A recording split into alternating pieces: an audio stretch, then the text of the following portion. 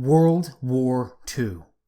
One of the most destructive events in human history. If you look at it by the number of total human lives lost, it is the deadliest conflict to have ever happened. And a lot of people, understandably, want to figure out exactly who is responsible, what they did, why they did it. And one of the most important people in that discussion is Adolf Hitler. And for someone that was so dedicated to this movement, this political ideology, this terrorist state, he committed suicide right at the end because he could not face the consequences of his actions.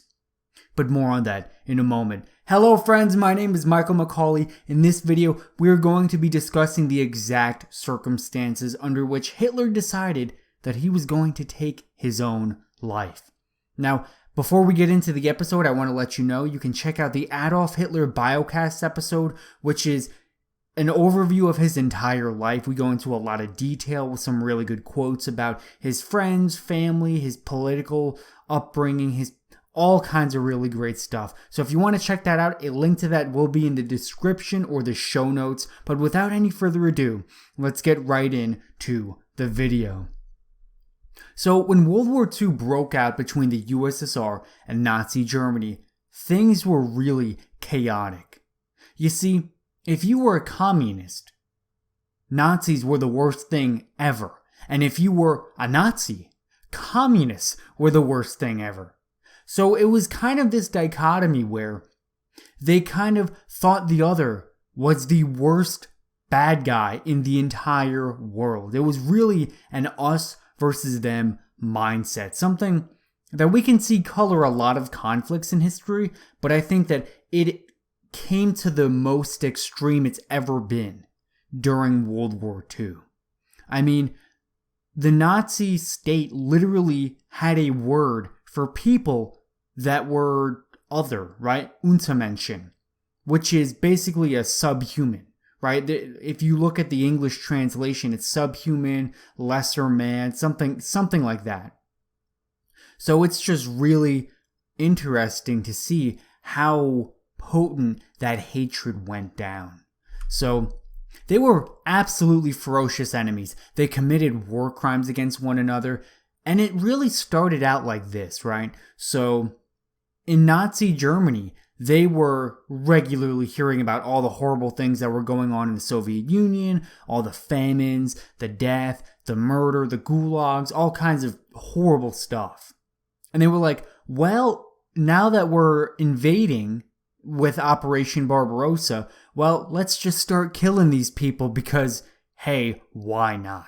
Right? I mean, especially if you were indoctrinated into the Nazi German educational system, you already believed that communism is literally evil. It is like Satan's embodiment on earth.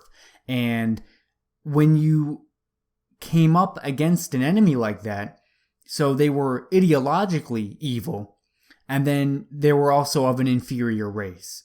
So killing them, it's like, well, they're not really people. So it was kind of easy to justify in the minds of many of the people who fought in the Nazi military, whether it was the SS, the SA, the Wehrmacht, any of these various organizations. It was very easy to justify in their own minds, right? Killing these civilians, they're not really people. And even if they were, it's like they're a lesser race and they're communists. Like, it was just this horrible thing. And when the Soviet Union turned the tides, you see, that's when things really got bad. Because the Soviet Union, they turned the tides, they started fighting back and getting the advantage during World War II. And when that happened, they wanted revenge. They wanted revenge, and oh boy, they got it. Because some of the worst crimes in history were committed by the Soviet Union. Now, that's not to take away from what Nazi Germany did. Definitely, let's acknowledge they were evil. Like, having one guy that's really evil doesn't take away from another guy that's really evil. But when the Soviet Union started occupying German territories, they literally tortured, did all kinds of horrible, unspeakable things that I can't even say in this video, or it's going to get like parental age restricted or whatever.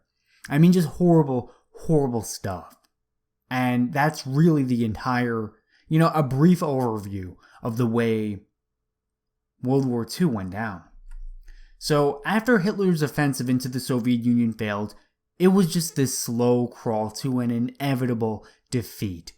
When they could not take Moscow, when it was obvious that the military offensive, the surprise offensive, failed, it was really inevitable at that point. Now, there were things that probably could have been done better, things that could have been done differently. Now, we could get into the really, specific details of what was going on. I mean, Hitler was commanding so many of the troops on the ground himself, and there was all kinds of weird stuff like that going on. There were a lot of German generals that strongly disagreed with what was going on because they were like, listen, this guy that was a corporal in World War I, and he may have been a decent politician, he may have known how to get political power, but he does not know what he's doing on the battlefield. And it was just this crazy, chaotic dumpster fire.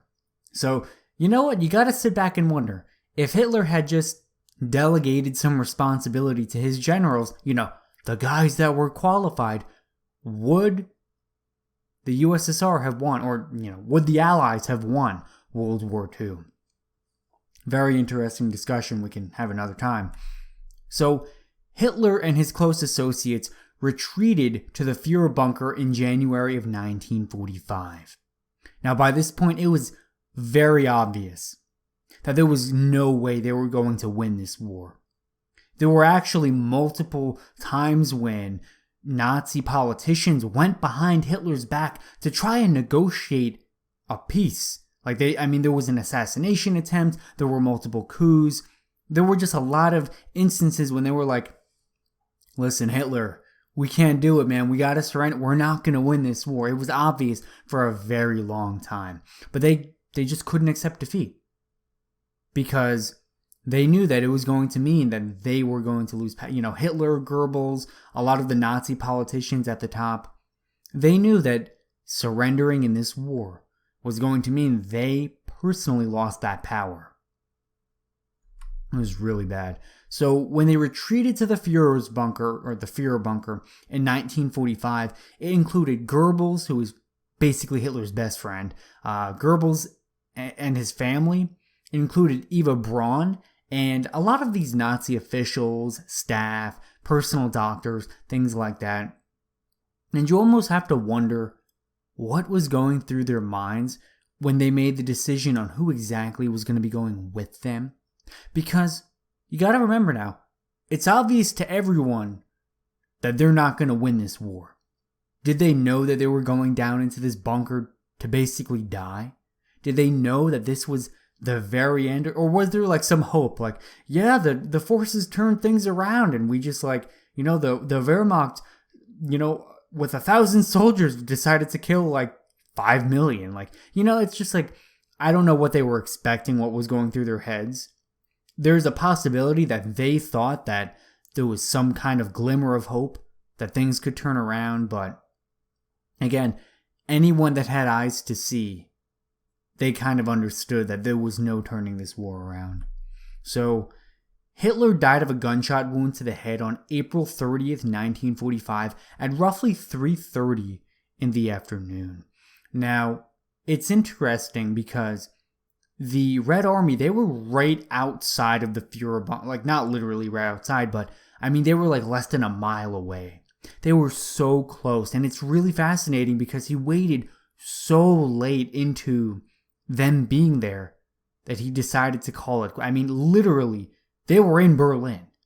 They were marching toward the Führer bunker, and they really they could have been there by the end of the day.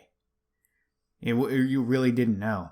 Now, they had some staff and some people to hold, to fight back, but it's just really crazy to think that, they waited so late. Literally right before that they are, taken. And, you really do have to acknowledge why they were fearful of that happening. The Red Army was probably going to do some horrible stuff to Hitler and a lot of the other leading officials, right?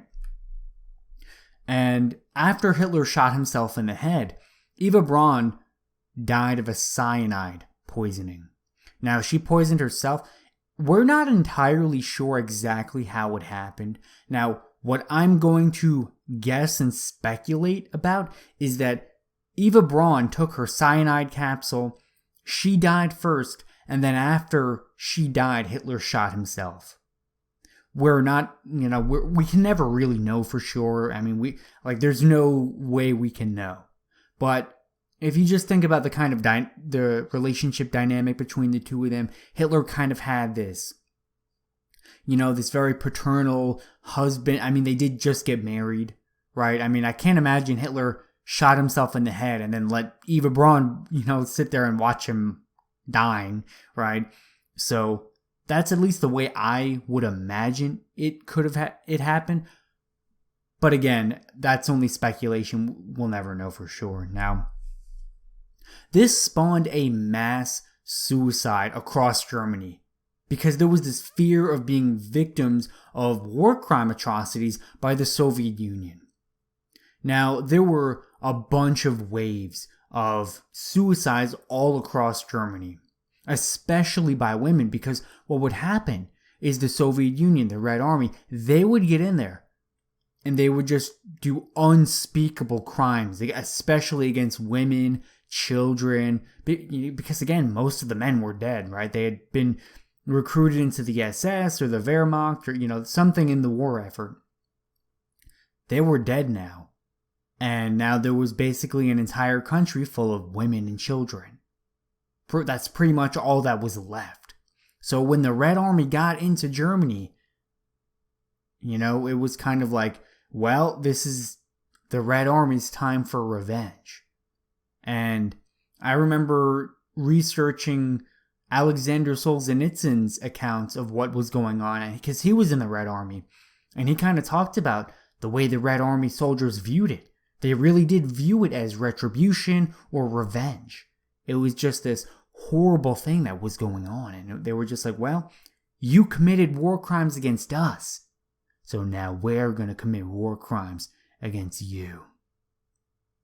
So there was just this horrible, horrible event. But that is going to be it for the video. I hope you guys enjoyed this.